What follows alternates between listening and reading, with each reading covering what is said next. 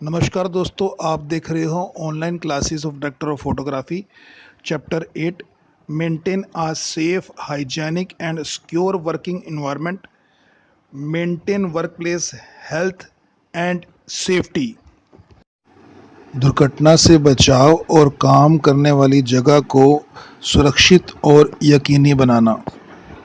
काम करने वाली जगह की सुरक्षा को यकीनी बनाना महत्वपूर्ण होता है ताकि जो कारोबार है वो सही ढंग से स्मूथली चल सके और लोग दुर्घटनाओं से बचे रहें।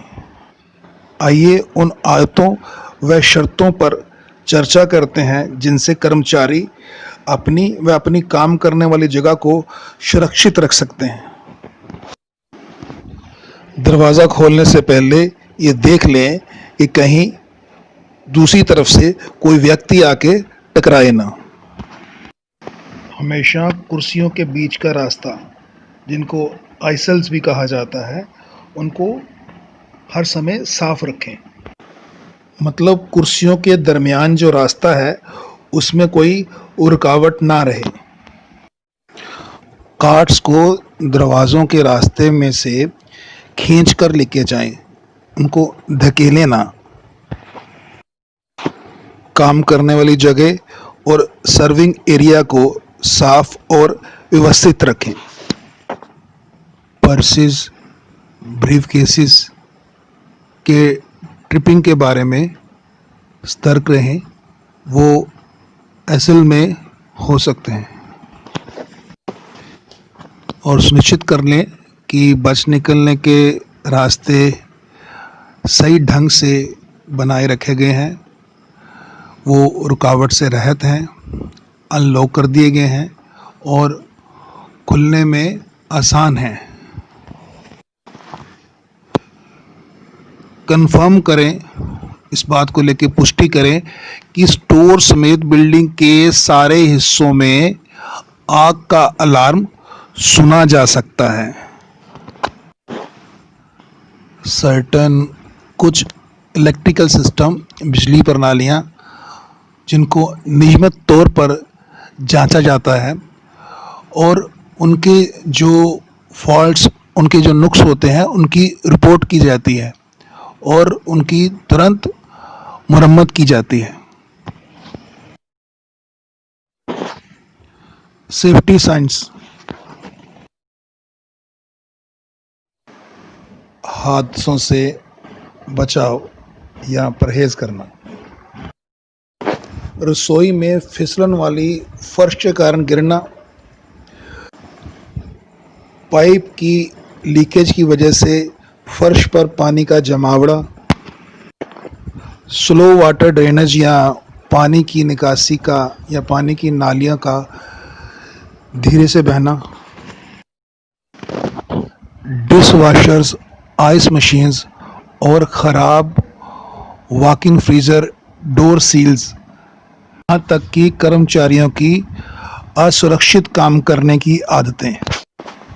मैनेजर्स, प्रबंधकों को फर्श साफ करने की प्रक्रियाओं में सुधार करना पड़ सकता है या फिर मैट्स, जो चटाई है फिसलन वाली जगह पर, वो जोड़नी चाहिए। सेफ्टी प्रोसीजर्स, सुरक्षा प्रक्रियाएं। जब आप साफ करने के लिए सप्लाई प्राप्त करते हो तो फिसलन पर कुर्सी को रख दें। रेस्टोरेंट में अक्सर होने वाली दुर्घटनाओं में फिसलन और गिरने की ही ज़्यादा होती हैं। डाइनिंग रूम में गिरे हुए भोजन की या तो उसी वक्त सफाई करें या फिर उसकी रिपोर्ट कर दें। The correct way of storing items, चीज़ों को स्टोर करने का सही तरीका। कंधे की ऊंचाई से ऊपर भारी वस्तुओं को स्टोर ना करें, ये गिरते वक्त खतरनाक हो सकती हैं। इनको हिलाना या यहाँ से वहाँ करना ज़्यादा मुश्किल है। क्रॉकरी या फिर सर्विस डिशेस को बहुत ज़्यादा ऊंचाई पर ना रखें और ना ही ओवरलोडेड सेल्व्स रखें, पर छत्ती को ठूस कर इनसे ना भरें। अगर वो किसी समय टूट गए तो पास खड़े व्यक्ति को नुकसान पहुंचा सकते हैं, जख्मी कर सकते हैं। कल्ट्री ड्रा को धीरे धीरे सावधानी के साथ बाहर निकालें ताकि जो दराज है वो पूरी तरह बाहर ना आ जाए और आपके ऊपर और उस पूरे एरिया पर बहुत ज़्यादा तीखी और भारी कटलरी की बरसात ना कर दे। कुर्सियाँ और मेज़ को चेस्ट हाइट, छाती की ऊंचाई से ज़्यादा ना रखें।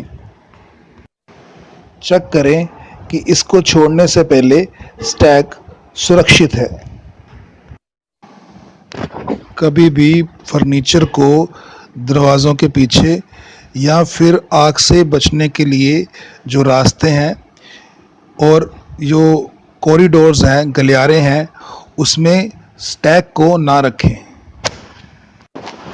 Safety regarding electrical equipment. बिजली के उपकरण संबंधित सुरक्षा।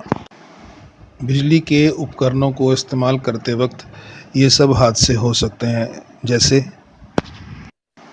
इलेक्ट्रिकल शॉक, इलेक्ट्रिसिटी से कई बार कांटेक्ट में आते हो जो बर्न सस्टेन्ड हो जाते हैं, जो निरंतर चोटें आती हैं, जख्म आती हैं, वो इलेक्ट्रोक्यूजन यानी बिजली से जो आघात पहुंचता है जिसके कारण कई बार मृत्यु हो जाती है। आइए देखते हैं कि वो कौन से सेफगार्ड हैं, वो कौन सी संभावित सुरक्षा कवच हैं जिनका इस्तेमाल करते हुए हम इलेक्ट्रिकल मिसहैप्स, जो बिजली के साथ होने वाली दुर्घटनाएं हैं, उनसे बच सकते हैं। कोई भी बिजली के उपकरण का इस्तेमाल तब तक ना करें जब तक आप उसके बारे में जानते ना हो या उसके बारे में एक काम का व्यवहारिक तजर्बा ना हो। ये सुनिश्चित कर लें कि जो इलेक्ट्रिकल इक्विपमेंट हैं वो सही तरह से इंस्टॉल्ड हैं, स्थापित हैं और उनको सही हालत में सही जगह पर रखा गया है। प्लग और केबल के कनेक्शन की अच्छी तरह से जांच होनी चाहिए और इनकी अच्छी तरह से मुरम्मत होनी चाहिए। जो हमें उपकरण चाहिए हो उनकी जांच और उनके बारे में जो सेफ्टी के मापदंड हैं उनके बारे में जांच किसी योग्य व्यक्ति से करानी चाहिए। स्विच बोर्ड की और फ्यूज़ बोर्ड्स की अनऑथराइज्ड एक्सेस, अनअधिकृत जो उसकी पहुंच है उसको रोकना चाहिए और उनको सुरक्षित रखना चाहिए।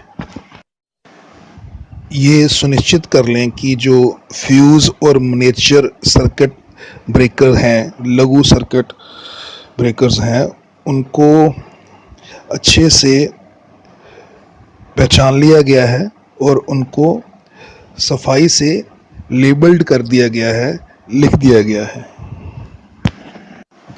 ओवरलोडिंग और अडाप्टरों के इस्तेमाल को रोकने के लिए पर्याप्त सॉकेट का इस्तेमाल करें।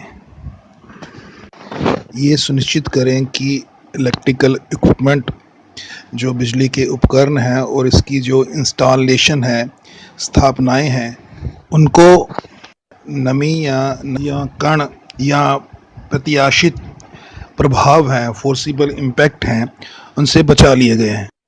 ये सुनिश्चित करें कि बिजली के उपकरण ऐसे गंदे हालातों के सामना करने से, जैसे कि जिसमें गीले, गंदे और धूलधार किस्म के वातावरण हैं, उनसे बचा लिए गए हैं।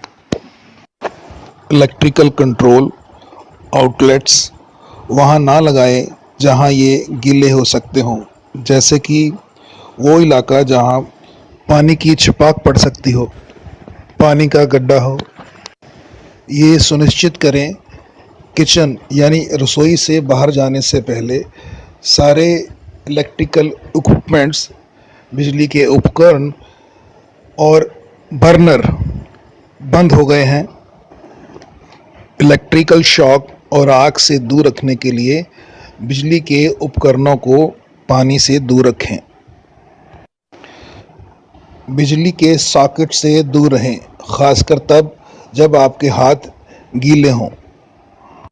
सुनिश्चित करें कि पेपर टॉवल्स, डिश टॉवल्स और पॉट होल्डर्स इनको स्टॉप टॉप से या चूल्हे से दूर रखा गया है ताकि ये आग ना पकड़ सकें। कभी भी उस कटोरे में पानी ना डालें जिसमें गर्म तेल हो, इससे वो उछल सकता है और किसी को जख्मी कर सकता है।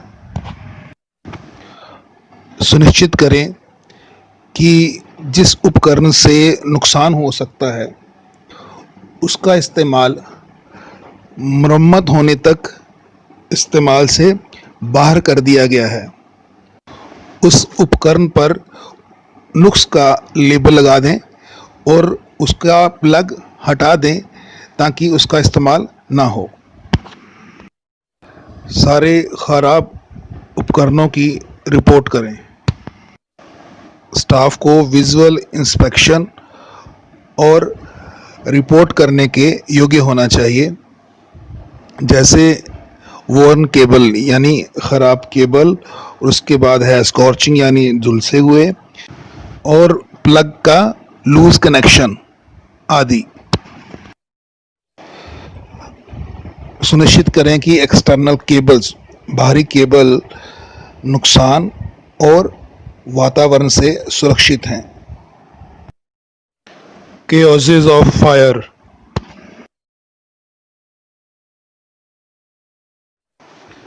भरे हुए ग्रीस जालों के अंदर कुछ खाने के टुकड़े भी होते हैं और हो सकता है कि अंदर कुछ फालतू कागज़ के उत्पाद भी हों। वो आग पकड़ सकते हैं अगर उनमें और ज़्यादा गर्म ग्रीस डाल दी जाए। ख़राब किस्म की हाउसकीपिंग, घर की ख़राब देखभाल वाली जगह और गंदे और गड़बड़ी वाले रास्ते या भंडारण वाले क्षेत्र में आग तेज़ी से फैल सकती है। फ्रेड कोड, भड़के हुए बिजली की तारें,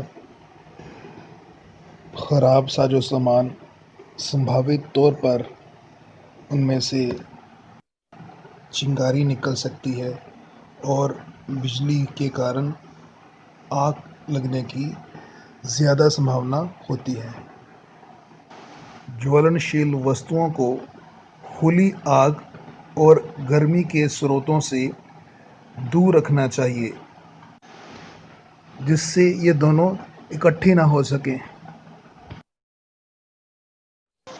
What should you do in case of fire?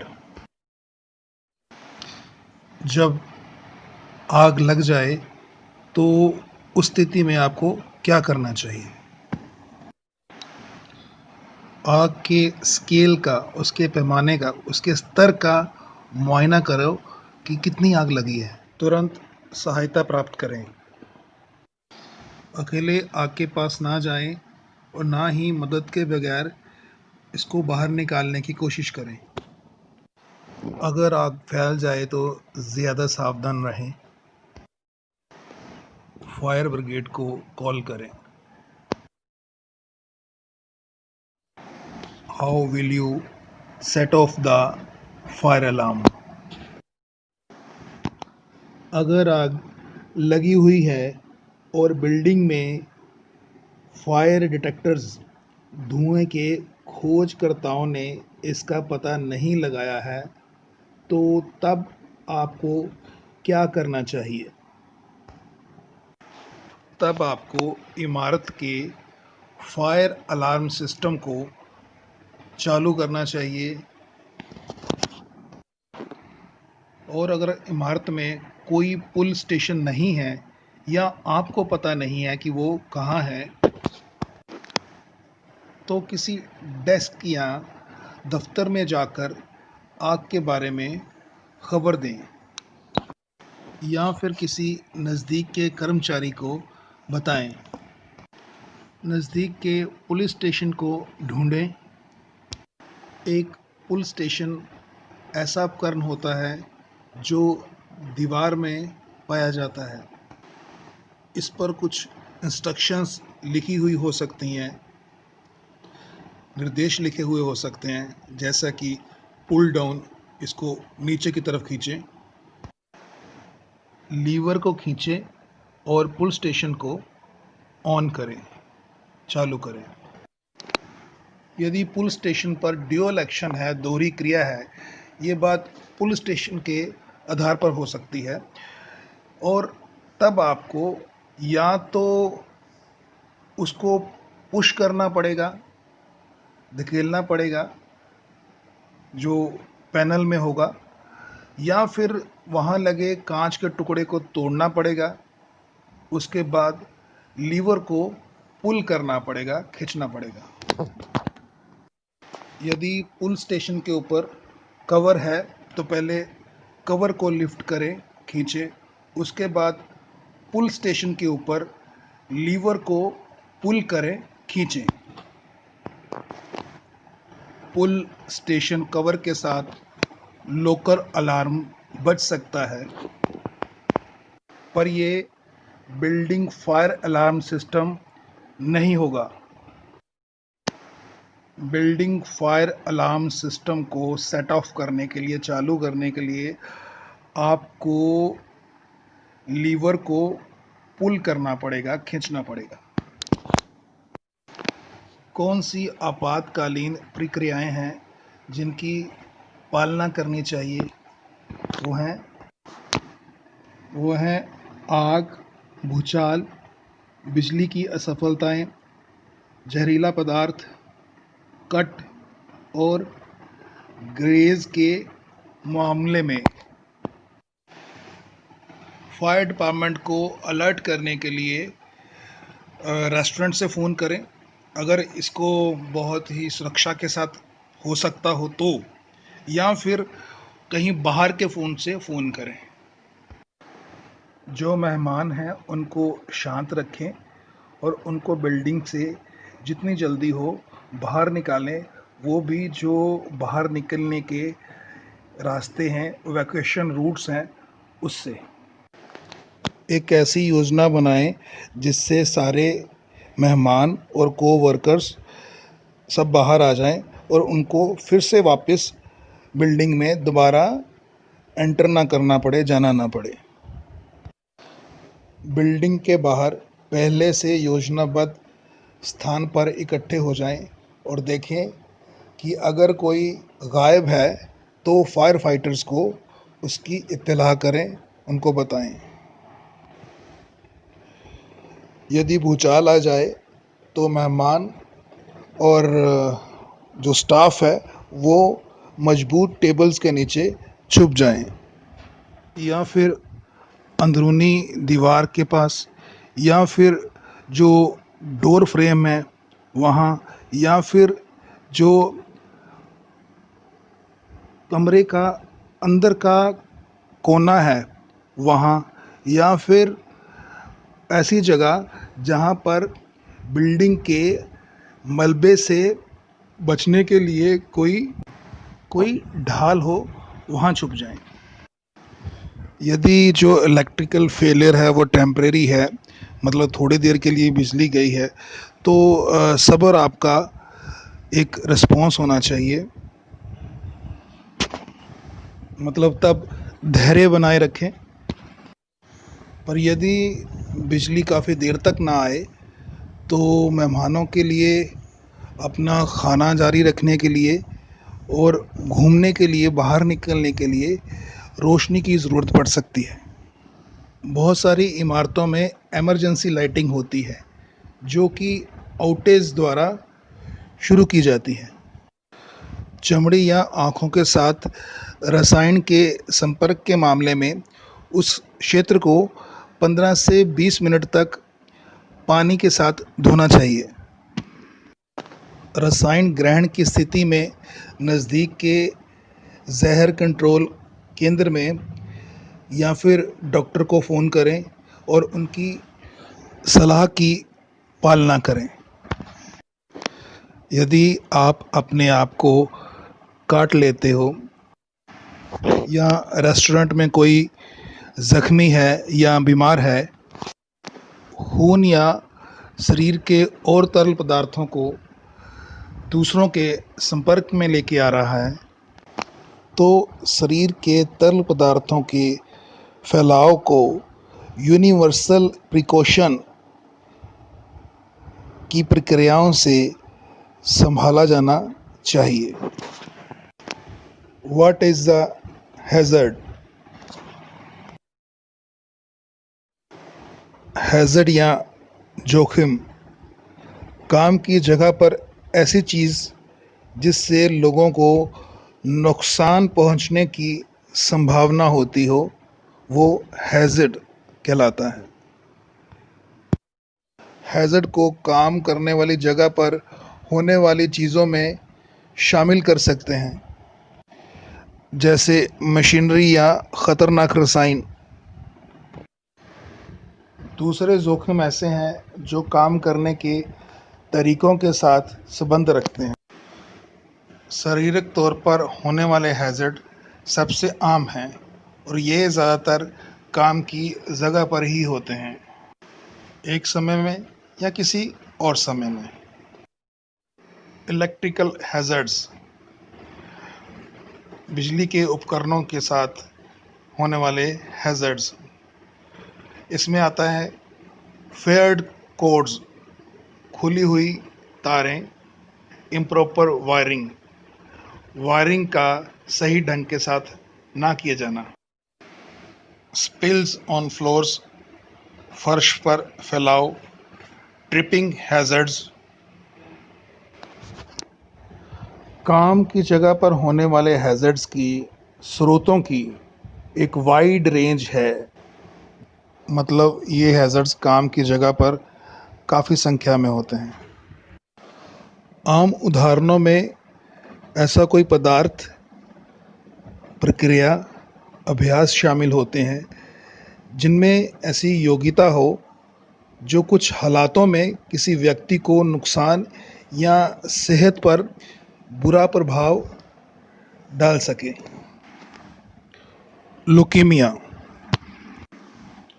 इसको खून या बोन मैरो का कैंसर भी कहते हैं। मीज़ोथेलियोमा,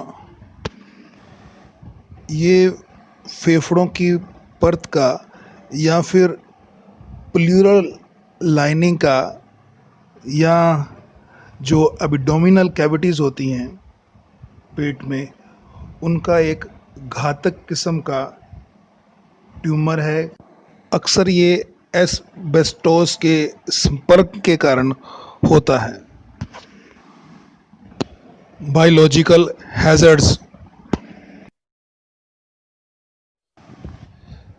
जैविक नुकसान या बायोलॉजिकल हैज़र्ड्स का खतरा जानवरों, लोगों या छूत वाली पौधों की सामग्री के साथ काम करने के साथ ही आते हैं। कुछ ऐसी किस्म की वस्तुएं होती हैं, चीज़ें होती हैं जिनका सामना आपको करना पड़ सकता है, जैसे खून या शरीर के और तरल पदार्थ, फंगी, बैक्टीरिया और virus. Chemical hazards, chemical hazard या रासायनिक जोखिम तब होते हैं जब कोई कर्मचारी काम वाली जगह पर कोई रासायनिक की तैयारी के संपर्क में आ जाता है। ये ठोस, तरल या गैस किसी भी किस्म के हो सकते हैं। इन चीज़ों से सावधान रहें। तरल जैसे कि सफाई के उत्पाद, पेंट, एसिड, खासकर घोल, खासकर केमिकल में जिस पर लेबल ना लगा हो, कंटेनर, चेतावनी चिन्ह वाला लेबल, गैसें, एसिटिलीन, प्रोपेन, कार्बन मोनोऑक्साइड और हीलियम जैसी गैसें। ज्वलनशील पदार्थ जैसे कि पेट्रोल, घुलने वाला विस्फोटक केमिकल, वेपर एंड फ्यूम्स, भाप और बदबूदार गैस के लिए जैसे वेल्डिंग या सॉल्वेंट्स के संपर्क में आते हैं। एर्गोनोमिक हैज़र्ड यानी श्रम दक्षता को बढ़ाने वाले जो काम होते हैं उनमें जोखिम। एर्गोनोमिक खतरे तब होते हैं जब काम की किस्म, जब शरीर की पोजीशन और काम की कंडीशंस का असर शरीर पर पड़ता है। तब इसका अंदाज़ा लगाना, स्पॉट करना थोड़ा मुश्किल होता है, क्योंकि हमेशा आप अपने शरीर या उस पर पड़ रहे तनाव पर ध्यान नहीं देते। जब एक्सपोज़र थोड़े समय के लिए होता है तो अगले दिन गले की मांसपेशियों पर प्रभाव पड़ सकता है, उनमें ऐंठन, सूजन या दर्द हो सकता है। पर यदि एक्सपोज़र बहुत लंबे समय के लिए हो तब आप में सीरियस लॉन्ग टर्म इंजरीज़ हो सकती हैं, मतलब गंभीर किस्म के ज़ख्म दिखाई देंगे जो लंबे समय तक रह सकते हैं। एर्गोनोमिक खतरों में शामिल है फ्रीक्वेंट लिफ्टिंग, निरंतर किसी चीज़ को उठाना, frequent use too much force, निरंतर बहुत ज़्यादा बल का प्रयोग करना, पुअर पोस्चर। पुअर पोस्चर यानी शरीर के लिए ख़राब किस्म की मुद्रा जिसमें हम खड़े रहते हैं, बैठते हैं, काम करते हैं। असामान्य गतिविधियाँ, ख़ासकर तब अगर वो बार बार की जाए। बार बार एक ही प्रक्रिया को करना, ख़राब रोशनी, वर्क स्टेशंस और कुर्सियों को सही ढंग के साथ व्यवस्थित करके ना रखना,